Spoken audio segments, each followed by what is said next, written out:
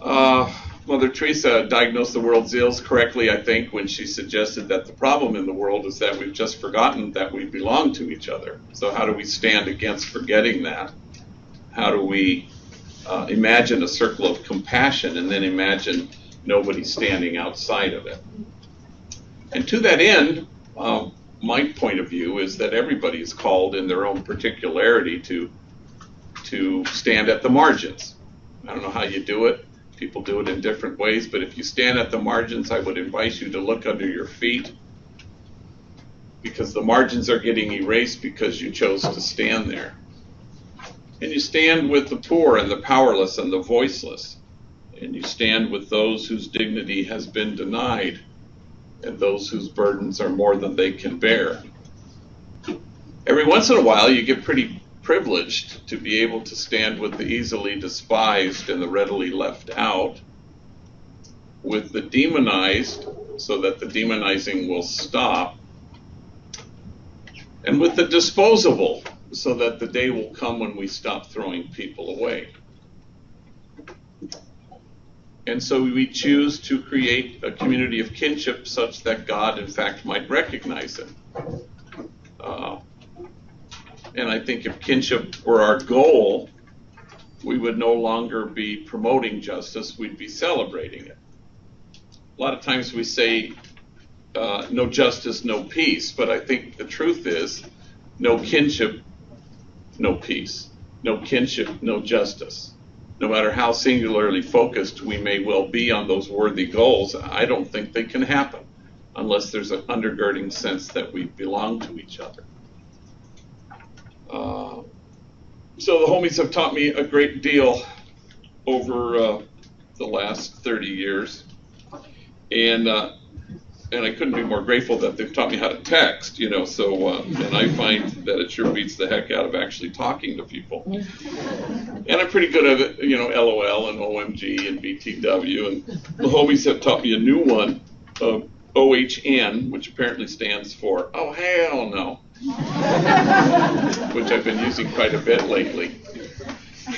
I'm sure I'm not alone in being vexed by autocorrect. You know, I had a homegirl not long ago on a Sunday. She said, "Where you at?"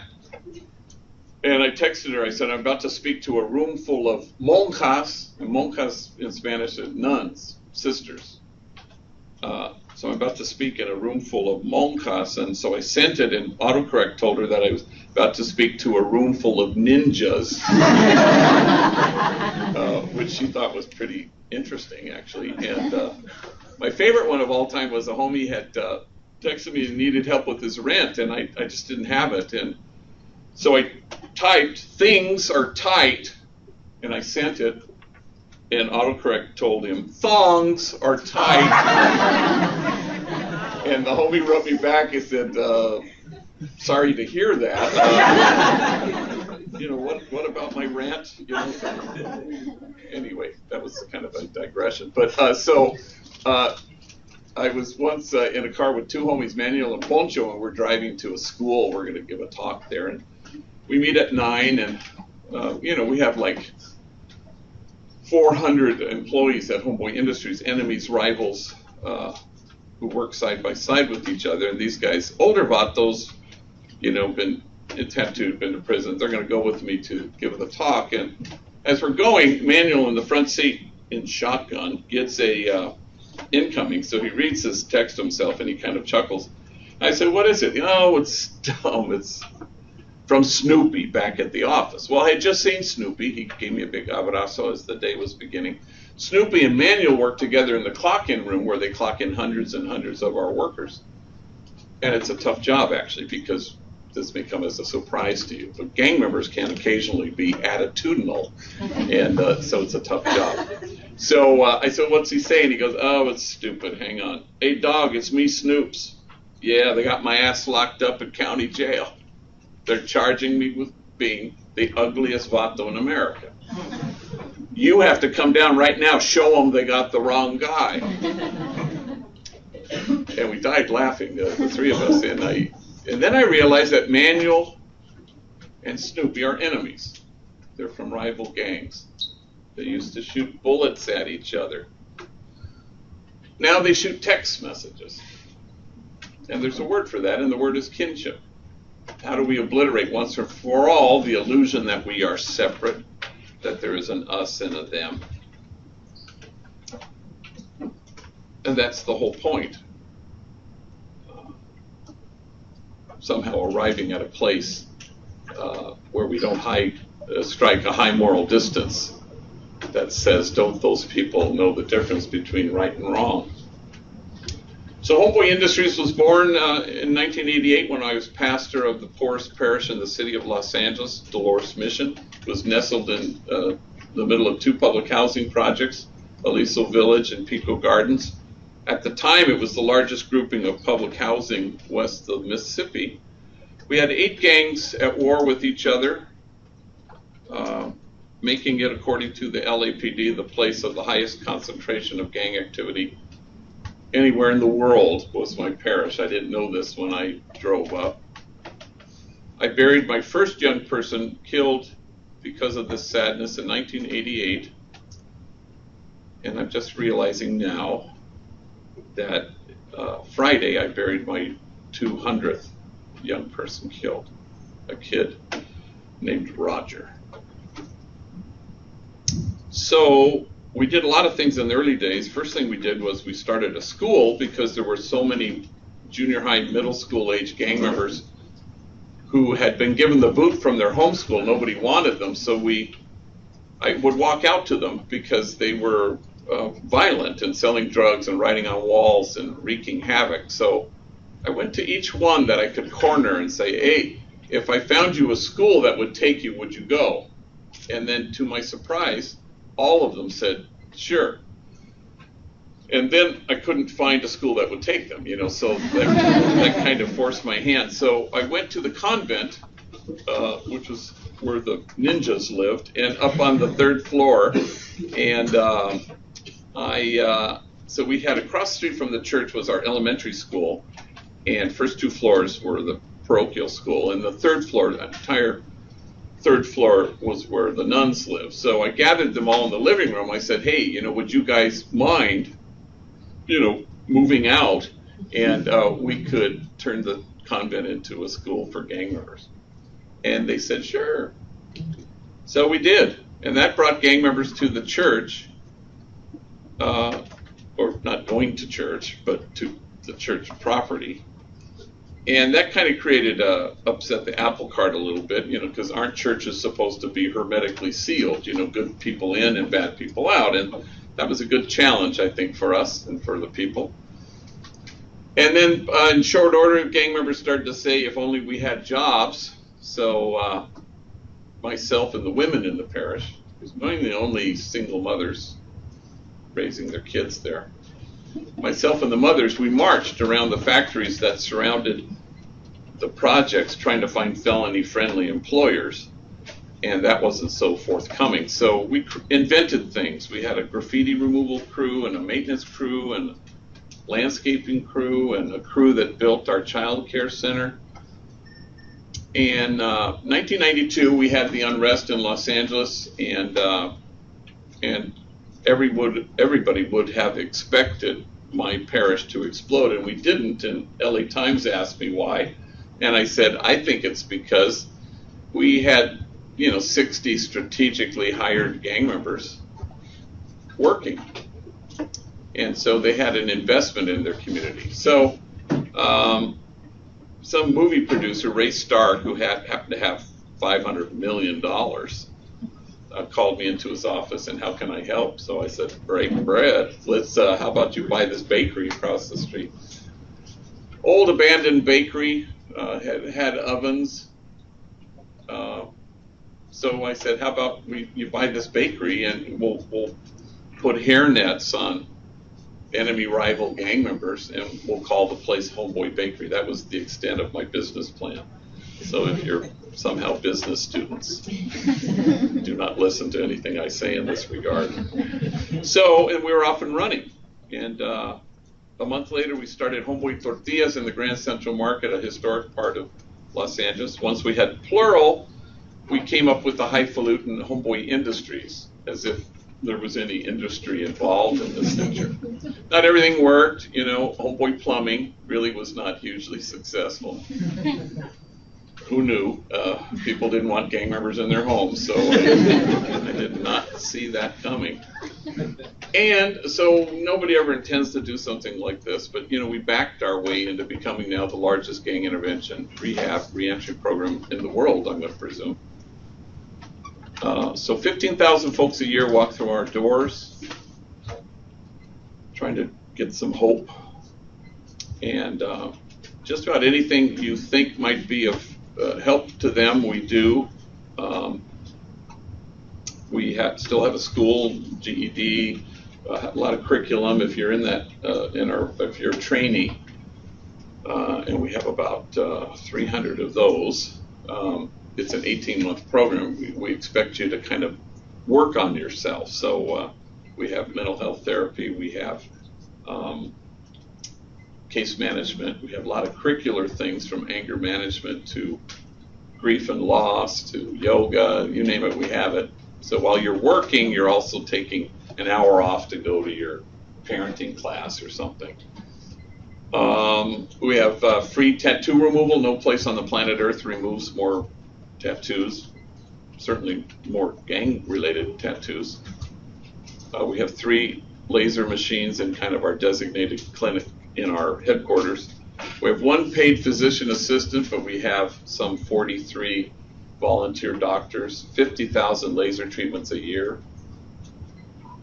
So if any of you are starting to regret that Berkeley College tattoo you have, see me afterwards. No questions asked. So then it was all started because of a guy named Frank who I didn't know. I never met him, and he wandered into my office 2 days out of Corcoran State Prison, and he's sitting in front of my desk and tattooed on his forehead like a damn billboard, and pardon my French, it said, "Fuck the world." And he looked at me and he said, "You know, I am having a hard time finding a job." I said, "Well, Frank, maybe we could put our heads together on this one, you know." And I'm thinking, where do I send him? You know, like to McDonald's. If you want fries with that, mothers clutching their kids running out of the store. So naturally, I hired him, and he bagged bread for 2 whole years. And I found a doctor at White Memorial Hospital who chipped away at Frank's forehead and a handful of others. And pretty soon I had a waiting list of 3,000 gang members who wanted the same thing. So we couldn't stay with that arrangement, and here we are. Parentheses, Frank currently is a security guard at a movie studio, and there is no trace left of the dumbest, angriest thing he had ever done to himself. Proving once and for all, as Sister Helen Prejean says, everyone is a whole lot more than the worst things they've ever done. And, you know, we've actually been around for 27 years. We need to update our introduction. And we have 10 social enterprises now, ranging from silkscreen in the bakery, farmers markets, Homeboy Diner, which is the only place you can buy food at our city hall. If you fly to LAX, Terminal 4 and 6 both have venues. One's a big kind of a restaurant at American Airlines. The other one is kind of a grab-and-go sandwich and salad thing. We have Homeboy Grocery, which is currently chips and salsas in all the Ralph's supermarkets, which is all of Southern California. Let me see. We have the lunch truck. Anyway, there's 10 in there. And Homegirl Cafe, where women with records, young ladies from rival gangs, waitresses with attitude, will gladly take your order. And catering, that's a big deal too. It's become something of a famous place, you know. Jim Carrey's been there several times. It creates pandemonium whenever he comes. The entire Dodgers were there one day. That was crazy. Once I wasn't there. With 2 hours notice, we got a call from the Secret Service saying that Vice President Joe Biden wanted to come by for lunch. And So he comes in with his entourage and motorcade and, getting pictures taken, selfies, and left me a wonderful voicemail message because I was on retreat. When I got home, a guy named Louis was giving me a kind of a rundown of what had happened while I was gone. He goes, "While you were gone, we were visited by an MVP." I said, do you mean like a VIP? He goes, "That one, VIP." Imagine, gee, here at Homeboy Industries, we were visited by the Vice President of the United States, Mick Romney. He didn't say Mitt, he said Mick. And so we may add a current affairs class to our curriculum. Anyway, famously, Diane Keaton shows up for lunch one day. She of Academy Award fame, Annie Hall, Godfather movies, big movie star. She's there with a regular, a guy who's there once a week, and her waitress is Glenda, and Glenda's a big girl. You wouldn't want to mess with her because she'll beat your ass right there in front of everybody. And she's tattooed, gang member, been to prison, parolee, felon. She has no clue who Diane Keaton is, and so she's taking her order. And Diane Keaton says, "Well, what do you recommend?" And Glenda rattles off, her 3 dishes that she particularly likes, and Diane Keaton says, "I'll have that second one. That one sounds good." And for some reason, at that moment, something occurs to Glenda. She looks at Diane Keaton and she goes, "Wait a minute. I feel like I know you from somewhere." And Diane Keaton decides to sort of deflect it humbly. "Oh, gosh, I don't know. I suppose I have one of those faces that people think they've seen before, And then Glenda goes, "No, now I know. We were locked up together."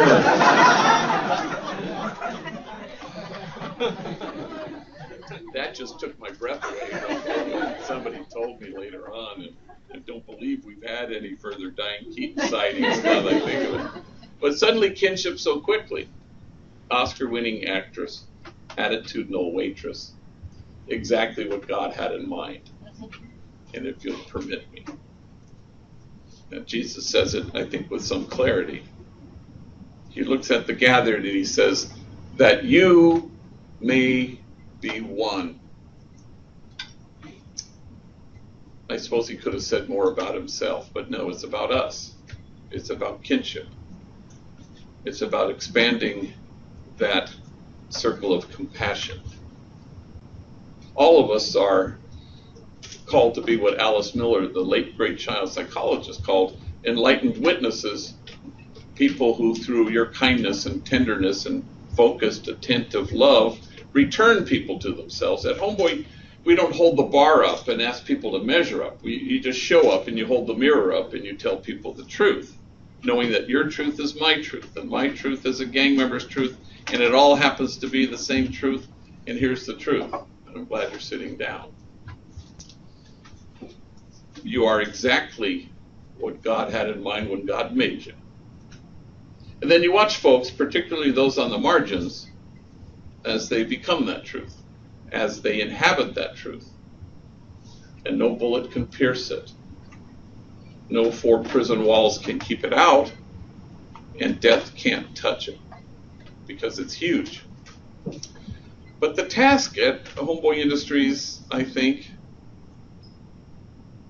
is to reach in and dismantle the messages of shame and disgrace that get in the way, that keep people from seeing that truth. The principal suffering of the poor throughout history is shame and disgrace. At Homeboy Industries, I'm not the great healer, and that gang member over there is in need of my exquisite healing. The truth is, we're all a cry for help. We're all in need of healing. I'm a priest, but I don't believe that much in original sin. I believe in original wound. Everybody enters the world wounded, gasping and grasping. And then you're handed off to parents who are equally wounded, who hand you off to teachers who are wounded, clergy who are wounded, and the list goes on. if you can make friends with your wound, then you won't despise the wounded. One of the great privileges of my life was knowing Cesar Chavez as a friend, and an extraordinary man in all the ways that we've come to believe that. But once, famously with a reporter commented to him and said, "Wow, these farm workers, they sure love you." And Cesar just shrugged and smiled and said, "The feeling's mutual." And that's the point. The point is not for me to save and rescue gang members. I show up every day, and my life gets saved. A reporter from PBS ended an interview once by saying, "How's it feel to have saved thousands and thousands of lives?" And I have no idea what you're talking about, and I'm not being cute. I don't know what he's talking about. All I know is I show up and my life is saved. And the more you can make friends with your wound and your own brokenness, the more you can enter into this healing place of kinship. But you have to dismantle the messages of shame and disgrace that get in the way. I remember once I was invited to speak in Richmond, Virginia, and sometimes I don't look at these things very carefully until I'm taking a cab over to Berkeley College, so I go, what is this anyway, and I had said yes, of course, but then I looked at this a couple weeks before. I figure I'm going to give a keynote at some conference. It was a group of 600 social workers, and I thought, well, I'll give the luncheon talk. So I look at it and said, no, it's actually a all-day in-service from 9 in the morning till 5 on gangs. I am to be the only speaker. And so I invited two homies in, Trayvon and Jose, and I sit them down, and I said, "You're flying with me to Richmond, Virginia. I want you to get up and tell your stories. Take your time, because we got a long-ass day to fill." So I never heard their stories, and they get up. Jose was the first one, and he kind of began in sort of an offhanded way. I guess you could say my mom and me, we didn't get along so good. I think I was 6 when she looked at me and she said, "Why don't you just kill yourself? You're such a burden to me." Well, 600 social workers gasped. And then he says, "It sounds way worser in Spanish." He said, and everybody laughed. We got whiplash, I think I was 9, he said, when my mom drove me down to the deepest part of Baja California, and she drives me up to an orphanage. And she knocks on the door, and the guy comes to the door, and she says, "I found this kid." And she left me there for 90 days until my grandmother could get out of her where she had dumped me. And my grandmother rescued me. My mom beat me every single day with things you could imagine and a lot of things you couldn't. Every day my back was bloodied and scarred. In fact, I had to wear 3 t-shirts to school every day. First t-shirt, because the blood would seep through, and the second t-shirt, you could still see it, and finally the third t-shirt, you couldn't see any blood. Kids at school, they'd make fun of me. "Hey, fool, it's 100 degrees. Why are you wearing 3 t-shirts?" And then he stopped speaking, so overwhelmed with emotion, and he seemed to be staring at a piece of his story that only he could see. And when he could speak again, he said through his tears, "I wore 3 t-shirts into my adult years because I was ashamed of my wounds. I didn't want anybody to see them. And now I welcome my wounds. I run my fingers over my scars. My wounds are my friends." After after all, how can I help heal the wounded if I don't welcome my own wounds? And awe came upon everyone, because what we're called to do is to stand in awe at what the poor have to carry, rather than stand in judgment at how they carry it.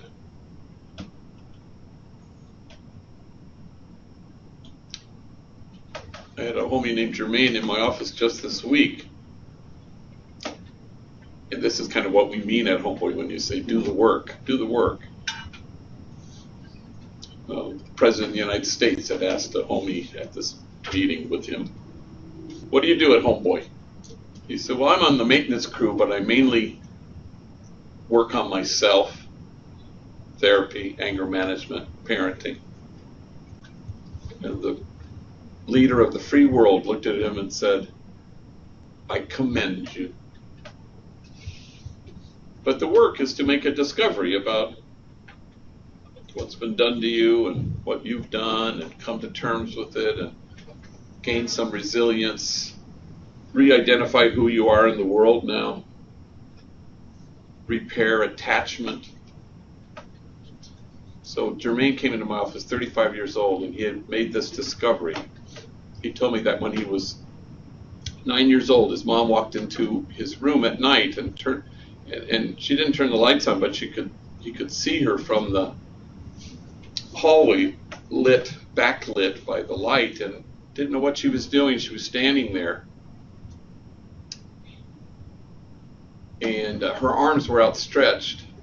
And then he notices that she has profoundly, deeply slit her wrists, and blood is coursing on the floor. And she said, see what you made me do?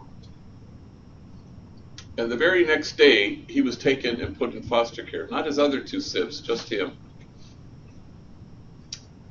Where he stayed till he was 17. At 13, he got jumped into a gang. After 17, he was raised by the California prison system. Here's his discovery. He came into my office to tell me that story. He said, I discovered today that I preferred my rage to my shame. And now for the first time in his life, he can forgive his mother for being mentally ill, and forgive himself for having once been a 9-year-old boy.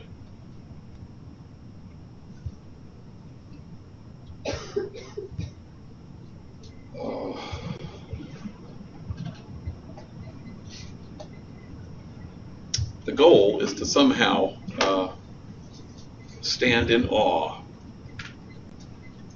because the movement towards awe is the movement towards kinship, and the movement towards judgment is its opposite. So there I am on the Dr. Phil show. I know, what was I thinking? But we thought we had talked the producers down from doing something crazy, and he was going to promote my book, and the whole hour it would just be him and me with some guests. And how bad can this be? So I remember I hear him introduce me, and now, ladies and gentlemen, the executive director and founder of Homeboy Industries, Father Greg Boyle. So I walk out there, and to my horror, there's a kind of bleachers, packed with people, and he's sitting in the middle of the stage on his stool. My empty stool is next to him, awaiting my arrival. But on his side of the stage is this beautiful mahogany coffin, gorgeous coffin on those 4-wheel dolly deals, On my side of the stage is a perfectly reconstructed jail cell with bed, toilet, sink, bars. So they went to great expense for this thing, for these set pieces. Well, you already know where this is going. So anyway, they invited, flew in 3 young males, African-American, a Latino, a Caucasian kid, teenagers, kids who were sort of gravitating perilously close to some kind of gang involvement. Flew them out with their single mothers from different parts of the country, and one by one they'd bring them out. And Phil would sort of grab them by the lapel, figuratively. Don't you see? where this choice is leading you, death, prison. I thought that was a pretty good fill, actually. No, anyway. By the third kid, I couldn't take it anymore. I said, Phil, let's see, how do I break this to you? These kids know this better than we do. They are not awaiting more data. They are not hoping you will give them information. They know this will lead to death or to prison. They don't care that it will, and that's the key diagnostic moment. Nobody in this room or outside of it has ever met a good treatment plan that was born of a bad diagnosis. That's never happened in the history of medicine, ever, not once. You can't get to a good treatment plan from a bad diagnosis. Years ago, I had leukemia and went through chemotherapy, doing okay at the moment, or as the homies still say, I hear your cancer's in intermission. Because apparently it stepped out to the lobby to buy popcorn. May the line be long. So, but I went to give blood. I always gave blood, and the guy who took my blood said, "Ooh, you got to go to a doctor fast. I can't tell you anything, but go to a doctor." So I went to a doctor, and he diagnosed me as having mononucleosis. So he treated me for 1 year for mono. I think we can agree that there's maybe a difference between mono and leukemia, you know. And a bad diagnosis is never neutral. It puts you behind the 8 ball. You lose time. It's not neutral. And that's why it's important to get this diagnosis right. Nobody in this room or outside of it has ever met a hopeful kid who joins a gang. Never. That's never happened. Sometimes we stupidly go, well, these are good kids and these are bad kids. No. Kids without hope don't join gangs. I mean, kids without hope, it's about a lethal absence of hope. Those are the kids who gravitate there. No kid is seeking anything when he joins a gang. He's always fleeing something. Gangs are the places kids go when they've encountered their life as a misery, and who doesn't know by now that misery loves company? Hence, it's important to get this diagnosis right. There are only 3 profiles of kids who join gangs. They're not 8, they're not 20, only 3. There's the kid who's so despondent that he cannot conjure up an image of what tomorrow might look like. There's the kid who's so traumatized and damaged that he can't see his way clear to transform his pain, so he keeps transmitting it. And the third profile of the kid who joins a gang is a mentally ill kid. That's it. There are no other profiles. Now, they're on a continuum of severity, so some kid is more despondent than traumatized, and another kid is more mentally ill than despondent. If we believed, as I wished we would, that those are the 3 profiles, what would we do as a society? We would infuse hope to kids for whom hope is foreign. We would help heal the traumatized, damaged kid. And we would deliver mental health services in a timely and culturally appropriate way. Would that do the trick? Pretty much, along with solving the great disparity between the haves and the have-nots. Anyway, I'm going to end with one last story and then open it up to your questions, however that works. So I'll anticipate a question. People always ask me about enemies working together. And indeed, it's sort of dicey at first. Homies will come into my office and say, I'm ready, ready, ready. I say, okay, I have an opening in the bakery, but you have to work with X, Y, and Z, and I identify enemies, rivals that he has to work with. And homies always do the same thing. They think, and they go, okay, I'll work with them. I'm not going to talk to them. And I just remember in the early days that bothered me. And then soon you discover that it is impossible for human beings to demonize people they know. You can't pull it off. Human beings can't sustain that. So I had a kid everybody called Youngster. That was his gang name. He was a little chaparrito, and he was 19 years old. I thought he was ready. So I bring him to the Homeboy silkscreen factory, which has been around for 20 years. It's off campus. And so we have, like 2,500 customers. So that's a good business. Thousands and thousands of gang members have worked there over the last 2 decades. And so I bring him in there, and I introduce him to his 30 coworkers on the floor of this big factory. And I watch him as he shakes hands with each one. Firm handshake, looking the folks in the eye. Even enemies, there were a lot of rivals. I think to myself, wow, this is great. Then he gets to the last guy. The last guy seems to be wanting to avoid this encounter altogether. A kid everybody called Puppet. And when Puppet and Youngster are in each other's vicinity, they mumble something. They stare at their shoes, but they don't shake hands. Well, I know they're enemies because I know what gangs they're from, but he just finished shaking hands with a whole bunch of enemies. I discover later that this is a hatred that was quite personal and deep, beyond which neither of them thought they could get past. So I sensed that at the moment, and I say, look, if you guys can't hang working together, let me know. I got a gang of people who want this job. Calladitos, they don't say a word. Well, 6 months later, Puppet leaves his home and walks to a corner store some distance from his house, and he buys something. On his way home, for some reason, he decides to take a shortcut. So he dodges into an alley, and because he's taken this detour, suddenly, unexpectedly, he's surrounded by 10 members of a rival gang, 10 against 1, and they beat him badly. And he falls to the ground, and while he's lying on the ground, they will not stop kicking his head until he's lifeless. So somebody finds his body, takes him to White Memorial Hospital, where he's declared effectively brain dead. But it's the policy there to keep you connected to machines for 48 hours so that you can have 2 straight days of what they call a flat read, where if there's no brain activity, then it's official. The doctors can sign the death certificate. So this allowed family and friends to gather.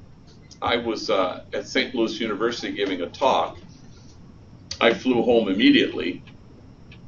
I've seen a lot of horrible things in my life, but nothing to compare to the sight of this young man with his head swollen many times its size. It was horrifying. You could barely train your eyes on him. So at the end of the 48 hours, as a priest, I said a blessing prayer over him. I anointed his forehead with oil. We disconnected, and a week later I buried him. But in the first 24 hours, while Puppet was lying beaten in the hospital, I was alone in my office, and the phone rings, and it's 8:30 at night. And it's Youngster, Puppet's co-worker from the silkscreen factory. Hey, he says, that's messed up. About what happened to Puppet. I said, yeah, it is. And then with a certain kind of eagerness even, he says, is there anything I can do? Can I give him my blood? And we both fall silent under the weight of it. Until finally he breaks the silence, choking back his tears, and he says with great deliberation, he was not my enemy. He was my friend. We worked together. Now, can I say that always happens at Homeboy Industries? Of course it does. Any exceptions? No, I can't think of a single one. And it shouldn't surprise us that God's own dream come true for us, that we be one, just happens to be our own deepest longing for ourselves. It turns out it's mutual. So you stand at the margins and you look under your feet, and occasionally the margins are getting erased because you chose to stand there, and people will accuse you of wasting your time. But the prophet Jeremiah writes, in this place of which you say it is a waste, there will be heard again the voice of mirth and the voice of gladness, the voices of those who sing. You make those voices heard, because Berkeley College is not the place you've come to. It's only always been the place you'd go from.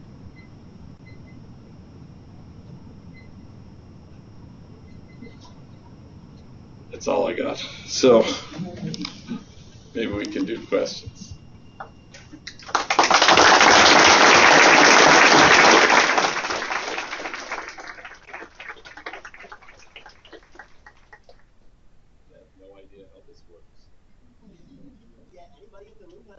Go ahead and raise your hands, and we'll be alternating between our facilitators in the back and the room.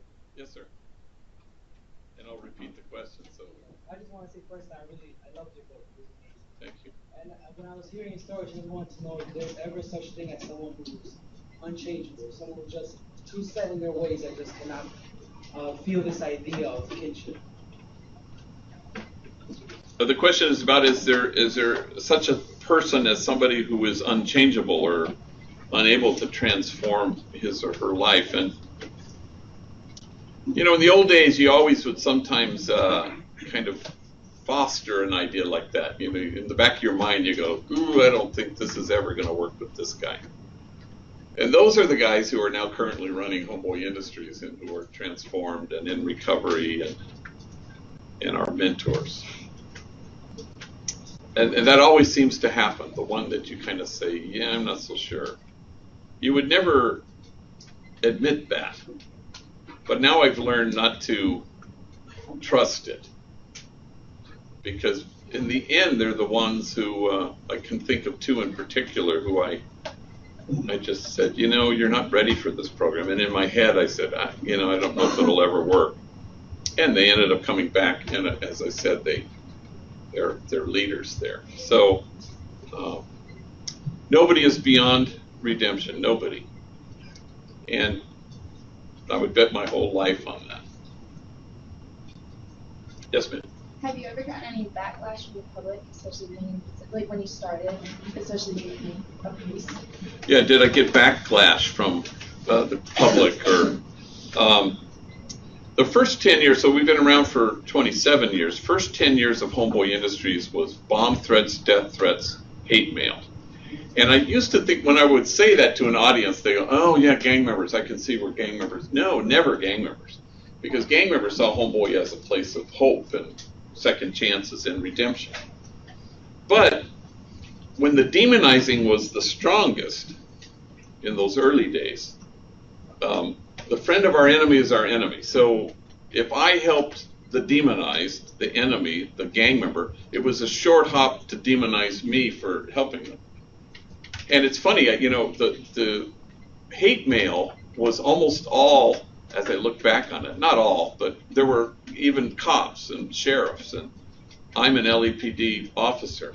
They wouldn't sign it. We hate you, you're part of the problem, all that kind of stuff. And those were in the early days, the really bad old days.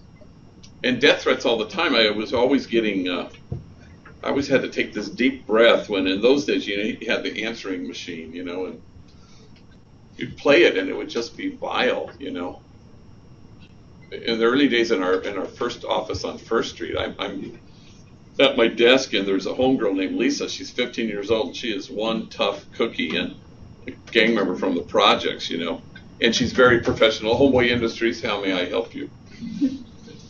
Bring that bomb over here, motherfucker. Bring it over. That's right. Yes, that's correct. 1848 East First Street. I go, Lisa, what is this now? Oh, it's just some fool who wants to blow the place up. I go, how about God bless you and have a nice day? She's giving the Mad Bomber map quest, But that was part of the air we breathed in those days, And now you look at it, which is You know, if you get discouraged ever, which I know nobody does, but, and if you want to be part of a lucha, you know, in a struggle and somehow justice and if you want this to happen tomorrow, you're going to burn out and it won't work. But if you kind of dedicate yourself to what a famous theologian used to call the slow work of God, then it's incremental. So nobody ever would have thought in 1988, with the kind of how demonized gang members were, that in Los Angeles County now, the largest gang intervention program certainly in the county, that people kind of look at it and they get it. Oh, this is smart on crime.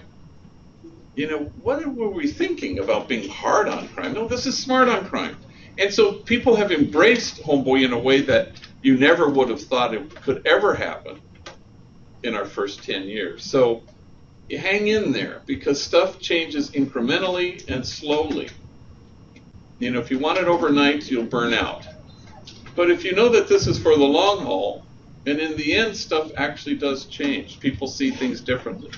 And we'll never return to those Neanderthal days, no matter what, I don't think. Yes, sir. Yes, you said the gang's members were usually despondent, damaged, or mentally ill. Does any of that still come from their family life? What role do the parents play in that?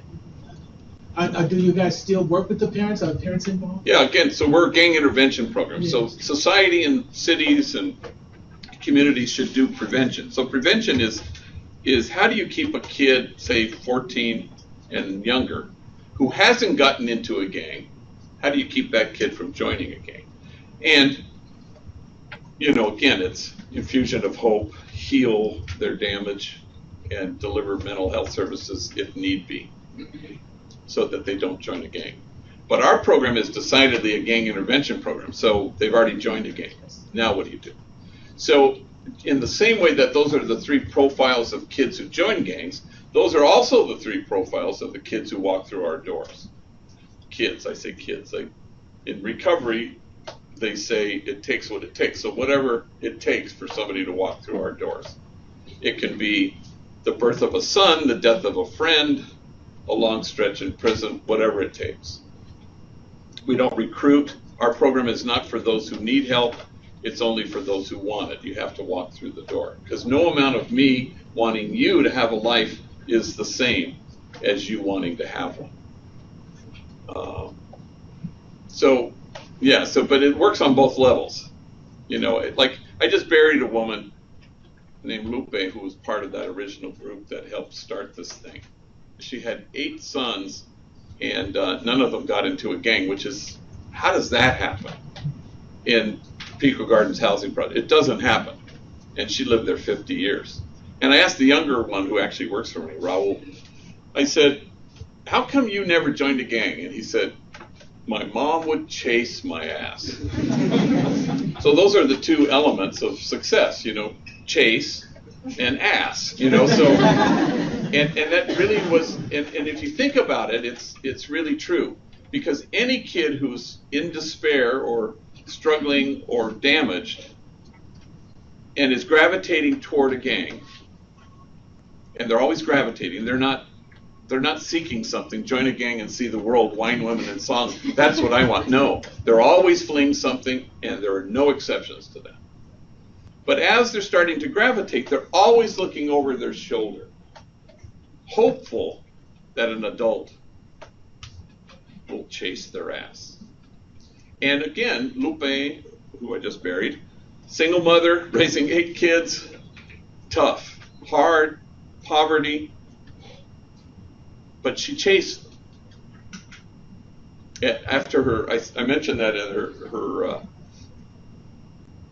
in the homily at her funeral, which was outside because we couldn't fit everybody inside. And I said that, you know, none of her 8 kids joined a gang. Well, the second oldest, Bobby, said, hey, Mike joined a gang for one day. And I said, really? And Mike was the oldest. And he came in, and he was all beat up. And I just got into Primera Flats, and I'm all chingón, and no sé qué más. And yeah, well, you joined Primera Flats? Yeah. She grabbed him by the hair. In those days, you had long hair. because they were stoners, they called them. And we grabbed the hair, dragged him down the block to a gang member she knew from Primera Flats, who said, he's not from Primera Flats. And the guy said, we're going to have to jump him out. And she goes, be my guest. So they jumped him in, and she watched as he asked, and it became part of the lore, especially for the other 7 kids. Oh, hell no, you're not going to do it. So, and that's all kids want. They want you to chase their ass. And sometimes people can't. Mothers can't because they're mentally ill or they're addicted or whatever it is. And that's why it is true that the whole village raises kids. So it doesn't have to be the parent. It has to be some loving, caring adult who pays attention, who chases. That's hard, though, because a lot of kids, a lot of homies, that's what we talk about, coming to terms. So, I heard a homie, who's was speaking to a room full of donors at Homeboy Industries, and he said, I joined a gang because I wanted independence. I said, well, bullshit. I told him later on. I wanted a summer job because I wanted independence. You joined a gang because you wanted to die.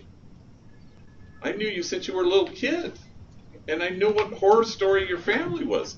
That's the truth, but that's harder to say. It's harder to say to a group that my mom used to put cigarettes out on me and hold my head in the toilet and flush till I nearly drowned. That's why you joined a gang, but that's harder to say to a group of people. You'd much rather say wine, women, and song. Are you going to read those? Oh, I have a question from our Paramus campus. How many women gangsters do you work with, and what is the difference between women gangsters? Yeah, the question is about how many women gangsters, gang members that I work with, and kind of what's the difference. So in LA County, there are 120,000 gang members. There are 1,100 gangs.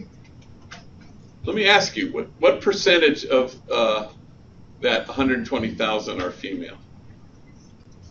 Take a guess. Just what? 50%? 3% of that 120,000 are gang members, are female. 3 to 5%. 5 would be high, I think. 3 is probably about right. So at least in Los Angeles, I can only speak for that, it's primarily a guy thing. Having said that, 40% of the folks at Homeboy Industries are female. But it's hard at Homegirl Cafe because, in order to get in, you have to drug test. In order to be approved for drug testing, you have to be either a gang member or a felon or at one time on parole or probation. But it's hard to find homegirls to work in the cafe. So we have gang members, homegirls who are gang members there. We have, but everybody's a felon who works there. So it's primarily a guy thing. And the difference is, years ago, used to be on the state commission that would inspect youth authority facilities. And those were juveniles who really committed serious crimes. This was before the day of trying juveniles as adults. So you would go inspect. There was only one facility for females. There were like 10 for guys. The facility for females had 10 times the number of mental health professionals who served there. And the reason was clear. I would say every single female at Homeboy Industries has been sexually abused, of 100%. So they're folks who carry more damage than the guys. And in order to be a female who got into a gang, boy, do you have to be a pretty traumatized, damaged individual. I have a question from the Woodbridge campus. Based on the success of your program, is there a way for your program to be replicated in an underserved community in New Jersey or New York? So how do you bring a Homeboy to New Jersey or New York? When we moved into our current location, which is our 4th headquarters, that was the first time we started to get requests. And the first one was from Wichita. So a group of stakeholders from Wichita came to Homeboy and said, please start Homeboy in Wichita. So I remember at the time we had to kind of ask ourselves, do we want to do this? You know, do we want to become the McDonald's of gang intervention programs, you know, with over 5 billion gang members served, you know. And we decided not to do that because one of the reasons we thought Homeboy was successful was that it was born from below. So the thought of airlifting into Wichita, Homeboy Industries, was unseemly to me and to my staff. So we said, what if we offered technical assistance? And so that's what we've done. In fact, when I go back, August 9, 10, and 11, we're going to have our second annual Global Homeboy Network. So there are 46 programs in the United States modeled on Homeboy and 11 programs outside the country. And these are all folks who are in varying degrees of growth who have come to us for technical assistance. So usually they hang out for a week. Often we, my staff or myself, we go to them. So from Glasgow to Guatemala City and various cities in the country. Nothing in New York, nothing in New Jersey. Miami, Chicago, Spokane. So in the Twin Cities, for example, is Brotherhood Inc. And so they have Brotherhood Brew, which is, people always think it's beer, but it's actually coffee roasting, all African-American gang members. And that's been around for 10 years, and that was modeled on Homeboy. Then they have Brotherhood Inc., which is INK, which is also a silk screening, because that's really been our most successful social enterprise, so people copy it. And so we're connected to each other. You know, so we gather every year. People come, are participants in the network, and it's a sharing of best practices and that kind of thing. But we didn't want to franchise ourselves because we thought it's nice to have, you know, so you have in Spokane, Jobs Not Jails, organic gardening, and you have Brotherhood Inc., and you have, what's the one in Glasgow? What's that movie with Mel Gibson? Scotland? Braveheart? Yeah, it's Braveheart Industries. So, and then they steal what makes sense, you know, because in Glasgow, tattoos are not an issue. But in Guatemala City, it's a huge issue. So we'll take this, we'll keep that kind of thing. Yes, sir. In regard to your schools, how do you recruit your teachers? Do they have special training, special school skills, and how long do they stay? Yeah, our history of we started an alternative school because in those days there weren't very many, so we started our own called Dolores Mission Alternative. And it was hard to keep teachers. I hired a principal once who lasted exactly one day. But the next day he changed his number, and I never could, I mean, it was, remember in the cartoons when they would chase somebody and all of a sudden you'd see this outline of the body going through the wall? That's kind of what happened a lot with teachers there. So now, so we did Dolores Mission Alternative for 20 years. And now we contract with a group called Learning Works. And so there are two sites, Learning Works Pasadena and Learning Works Homeboy. And they're just, so I'm not involved in that. But they're really, you know, we just graduated 35. But these aren't difficult kids to educate. They're impossible kids to educate. And they've had exactly no success in their educational history. Why do they show up and why do they graduate? Because those teachers love them. And you cannot learn anything from anyone who doesn't like you. It just doesn't work. And they show up every day, and it's small classrooms, and there's a technique to how they do their job, and they do a good job. Yes, ma'am. Okay, this is from our Woodland Park campus. How have former gang members apologized or repented for their deeds against people? How have former gang members apologized or repented for their deeds against people? They told me to repeat the question. That's what I was doing right now. So we have a thing called restorative justice program. It's not for everybody, and it's usually a group of like 12. and they go through it. It takes a whole year, and there's crime impact statements, and it's worth looking up as a method. And so they come to terms with, you know, how they victimized folks. That's the work at Homeboy, essentially. I call it coming to terms. Come to terms with what happened to you, come to terms with what you've done.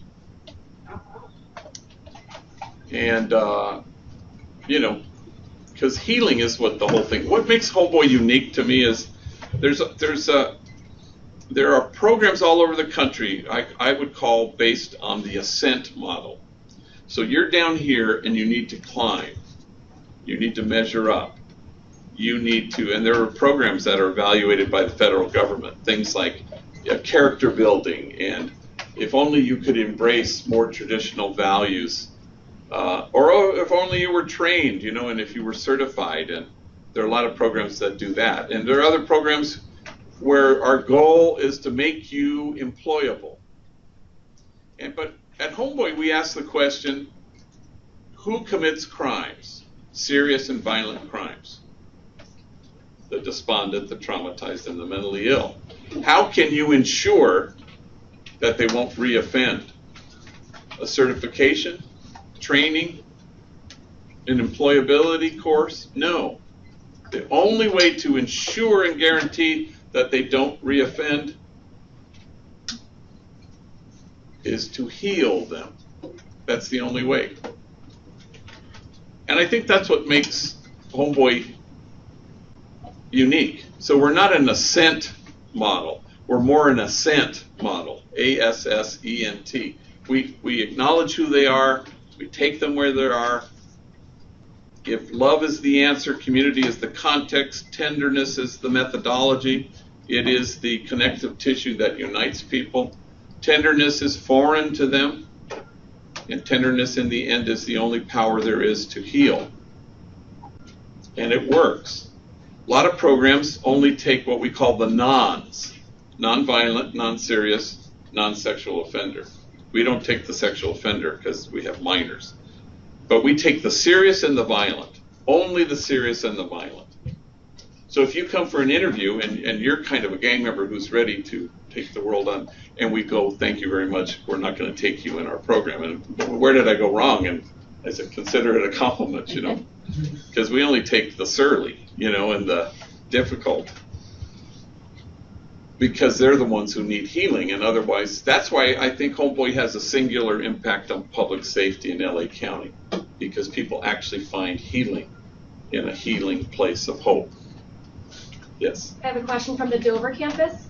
Are there opportunities for the college to volunteer or support your cause? How can we help? Dover campus, how can we help? You have a lot of campuses, first of all. And, you know, we're kind of far away. You know, we always need money, so if you always have extra money, that's the part I hate about Homeboy, is the white knuckle ride every pay period. It gets better, it's gotten better, but it's still, you know, if we were a shelter for abandoned puppies, or if we were a Warhol in a contemporary museum, we'd be endowed by now. There's that. And then, you know, part, you know, is act locally, you know, so any way we can move people's minds. The word earlier that used in your question was repent. You know, and repent comes from, its original language comes from the idea of move beyond the mind you have. And there isn't a person in this room or outside of it who doesn't need to move beyond the mind they have. And so the more you can be a part of that kind of movement, you know, the better off we are. Yeah. Okay, this is from the White Plains campus.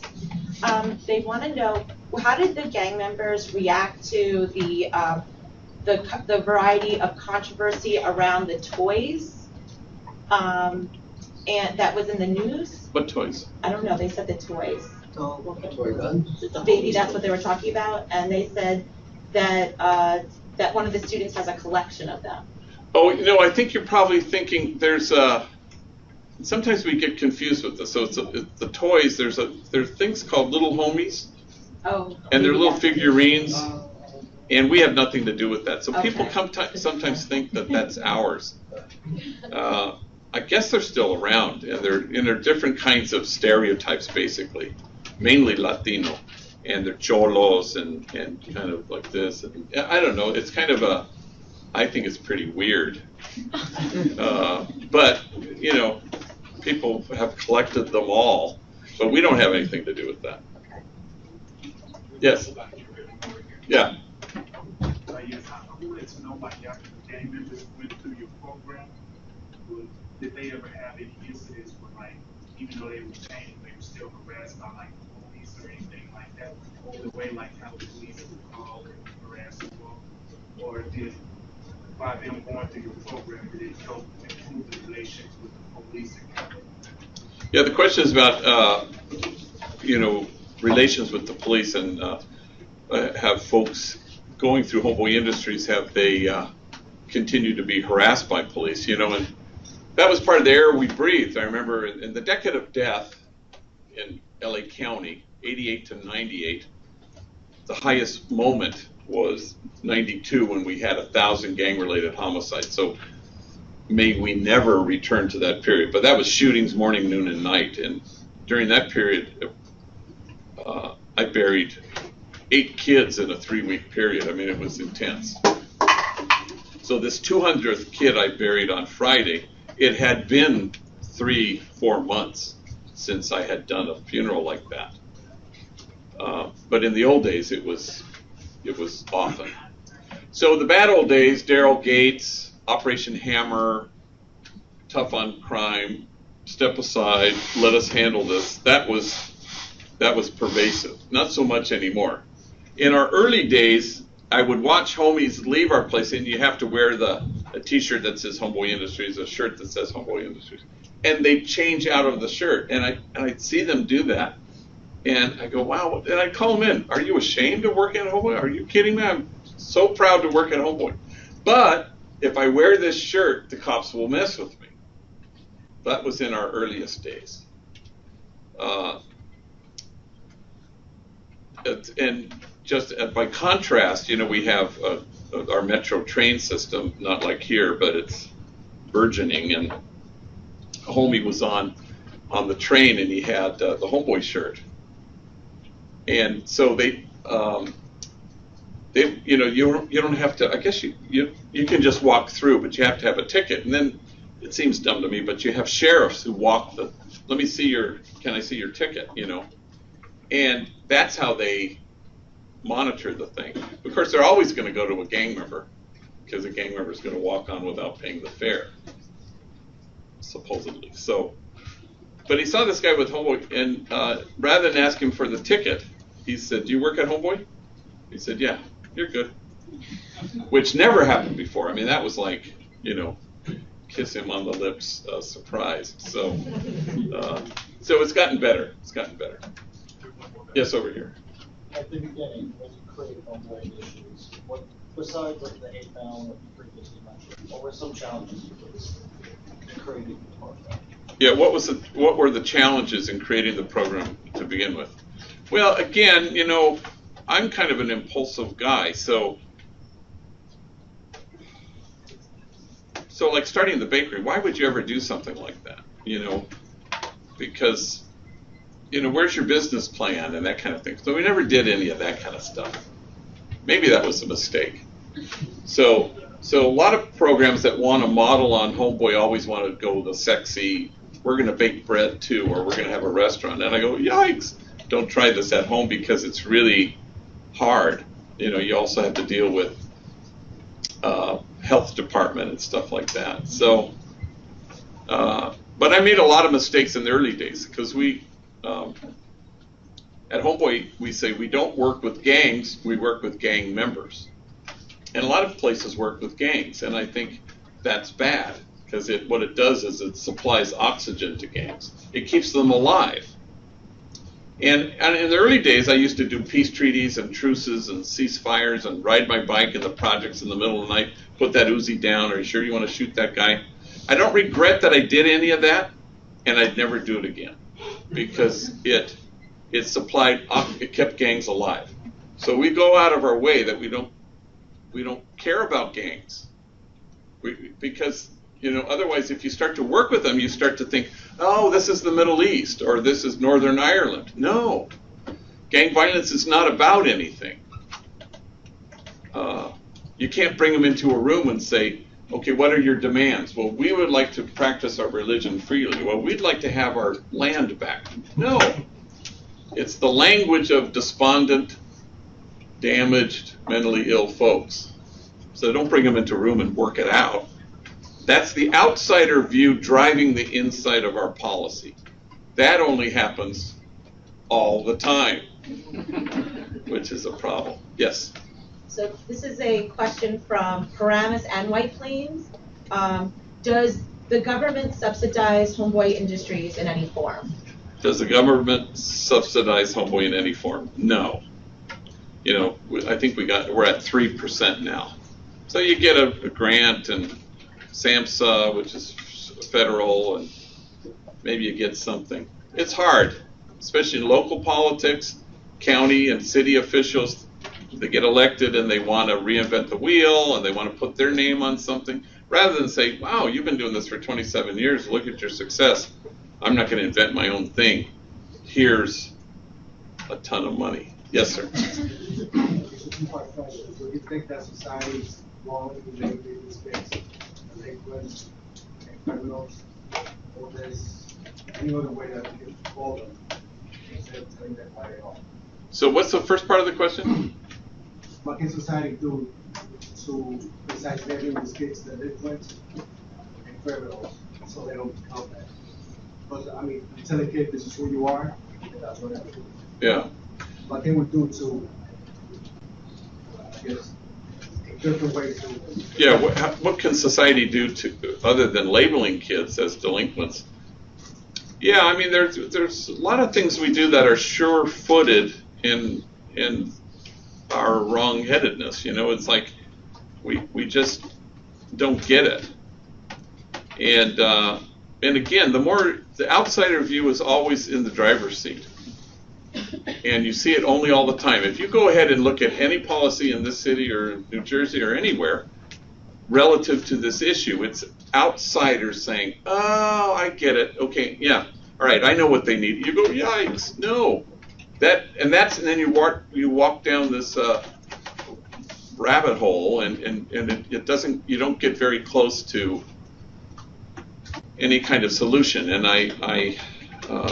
But you begin with the notion that was radical 20 years ago. Human beings are involved, and demonizing is always untruthful. Always, there are no exceptions to that. And so try to sniff it out. That the labeling is a demonizing. And demonizing is always false. And there's an idea that's taken root in the world. It's at the root of all that's wrong with it. And the idea would be this, that there just might be lives out there that matter less than other lives. And how do you stand against that idea? The prophet Habakkuk writes, the vision still has its time, presses on to fulfillment, and it will not disappoint. And if it delays, wait for it. But you have to have a vision that you want to wait for, the one that says, there is no them, it's just us. From Woodbridge and Paramus, how actively involved is Homeboy Industries in helping homies achieve a higher form of education? And what types of jobs are available once a student graduates from your program? Yeah, the question is about education and jobs afterwards. We always insist that any trainee is involved in some kind of educational pursuit. So it may even just be remedial, learning how to read. Homies will get there, and you can always, hey, read our mission statement at the morning. My glasses. No, you can't read. So we have tutors. We have like 200 volunteers. But we just had 2 homies graduate from a 4-year university. That's never happened in all our years. So we're always kind of saying, what are you going to do next? Okay, you got your DED, let's go. And so we take them to community college, and even beyond our time with them, or their time with us, on their own, they go and graduate. What was the other part of that question? Oh, and jobs. Yeah, we have an employment services department, so we also try to find jobs for, if we say no to a homie to become a trainee, they go directly to our employment services and they try to find them a job. We always say, we don't want people here who are here for the check, only for those who are here for the change. I had a homie the other day come into my office. They're always reporting things to me, and this is a kid who, at 15, going back to who couldn't be redeemed, he was one of those guys. At 15, he was doing stuff so horrific, I thought, whoa, I mean, like a much older gang member, and stuff he never got caught for, and then eventually did, and went to prison for some stretch. So he's 22 years old now. When he got out of prison a year ago, or 2 years ago now, he came home to take care of his mother, sat by her bedside for 6 months as she died of cancer. And then he came into my office, which I couldn't believe. And so he's been with us now for I don't know, 6 or 8 months. But he came into my office to tell me this thing that had happened the night before as he was taking the train home. And he would pack train, he had a seat. Hanging onto the bar in the middle there was this guy who was medio pedo, a little bit drunk, and older than he was. He thought he was a homie because he had tattoos. And the guy says, "You work at Homeboy Industries?" Because he was wearing a big Homeboy shirt. And he says, "Yeah." And the guy says, "Any good?" And Danny says, "Yeah, it's helped me. In fact, I don't think I will ever go back to prison because of this place." And then he stands and he reaches into his pocket, he finds a piece of paper and a pen, and he writes the address to Homeboy Industries, and he tells me, I didn't even know that I had it memorized. I knew it by heart. And he hands the piece of paper to the drunk guy. And the guy looks at it and he says, "Thank you." And the train stops and the drunk guy gets off. And then Danny sits down. And then he says to me, "What happened next has never happened before in my life." I looked around the train and everybody was looking at me. Everybody was smiling. Everybody was nodding. And for the first time in my life, he said with great emotion, I felt admired.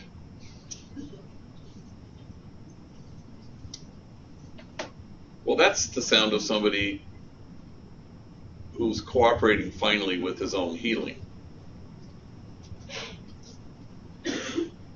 Unless you transform your pain, you're just going to keep transmitting it. And so he's come to terms finally with all the damage he's done and all how he had been damaged himself. And now he's able to have this brief shining moment where he feels admired. We have a question from the Dover campus. I'm assuming that a large percent of your members are dealing with severe mental health issues, including PTSD, complicated with grief, substance abuse, etc. What types of clinical intervention and supports does your program provide? The whole place is a therapeutic community. It's what we call a trauma-informed community. So it informs everything that anybody does. And again, it's a place that chooses to stand in awe at what the poor have to carry rather than stand in judgment at how they carry it. So anybody who walks into our office comes with what psychologists would call a disorganized attachment. Mom was either frightened or frightening. And you can't calm yourself down if you've never been soothed. And so that's what happens there. Active attachment repair. There's a clinic, kind of a psychological kind of school now that advocates for what they call dosing. And dosing is like this, just these little moments. You know, it's not just therapy. It's also any kind of contact that people have with each other. Sometimes it can last a minute because attachment is hard, especially for the young gang members. So it's heartbreaking, I will be honest with you, because just reading today, what's the gentleman's name who killed all the people in Colorado, the theater? Can't remember his name. But the mother gets up and she says, my son didn't choose schizophrenia. It chose him. And now they have to balance whether to kill him or not. And they go, well, but the crime was so egregious. Well, of course, nobody's going to discount that this was a terrible thing. That's the frontier we haven't reached yet. The minute they can, because this always happens, and I always testify in a gang-involved capital case where they want to execute somebody. Those are the only times I go to court, and I've done it 50 times. And I'm happy to say twice. Only twice they gave the death penalty. All the other times they said life without. But it's hard. The minute you say mental illness, what do you have to feel for a mentally ill person? You have no choice. What do you have to feel? Compassion. You have to feel compassion. And that's you're asking us, this is a bridge too far. We cannot do that because this was a terrible thing. Agreed. And it's not just about trying to keep guns out of the hands of all those folks, but you hope you will.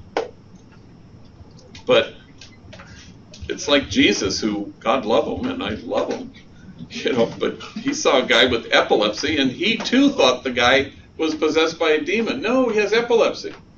Here's a pill that'll control your seizures. But they looked at it, and they didn't know what to make of it. And they went, no, he's a demon. He's possessed by a demon. No, it's an illness.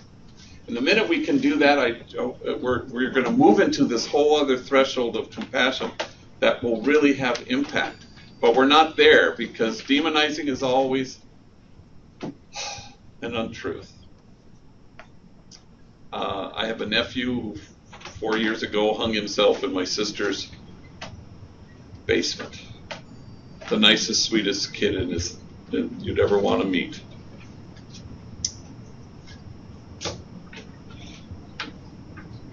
He did not choose paranoid schizophrenia. It chose him.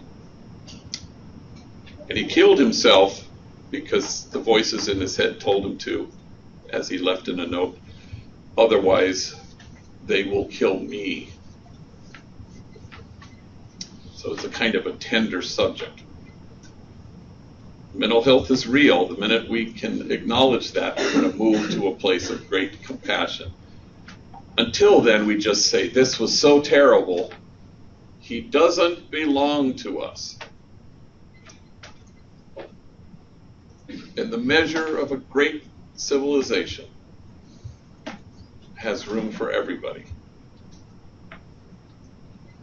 How about, this may be the last one. Last one, from Paramus. Why did the homies choose Homeboy Industries over other well-funded state facilities?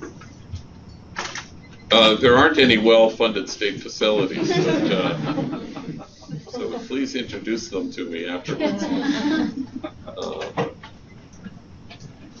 How about one last one? Yes, sir. How do you feel life would have turned out for yourself had you chosen to accept that position at Santa Clara University all those years ago? Oh, you read carefully. Yeah, I don't know. The question is about, I was invited to run this program at Santa Clara, and I had been in Bolivia, and it sort of changed my life. And so, I don't know.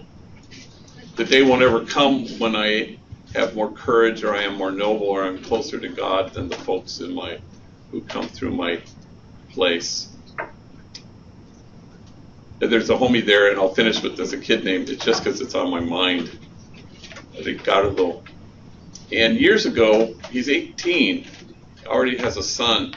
But I guess I'm in 25 different detention facilities where I say Mass as a priest, and he was at Mass, and I was preaching on the Jesus with the two ladrones, the thieves on either side being hung, and so my mantra was, this day, with me, paradise. And so my emphasis is not Jesus on the cross, but this day, today, the present moment, paradise, if you have the eyes to see. So he's always coming in, and he's, not always, so he's done this about 4 times since he's been at Homeboy for about 6 months. And he'll come in and he'll tell me moments where he's discovered paradise. So he came in, it's on my mind because it was Friday, and he came in and he said, yesterday I was tooken on a ride by God to paradise. And I said, I'm all ears. You had me at tooken, you know. So. And he said that I drove my lady in my tore up bucket and his car, and he takes her to her school and to drop off an assignment. He goes, we fought all the way there over petty stuff. Then she delivers the thing. She gets back in the car. We fight all the way home. We don't stop fighting. Then we're almost home, and my car starts to make this sound, and smoke is coming out of the hood, and we get off, and I get into a gas station, and the car dies. And I called the grua, what do you call that? The tow truck. And 3 hours later, the tow truck came. And then he looks at me and he goes, paradise. I go, you lost me. He said, the two of us we decided not to fight. And we talked for 3 hours. And we told each other how much we loved each other. And we expressed our gratitude. And we thought, where would we be without each other? And God made my car break down, he says, so that I could experience paradise. I don't know. I wouldn't trade my life for anybody's. Thank you all very much.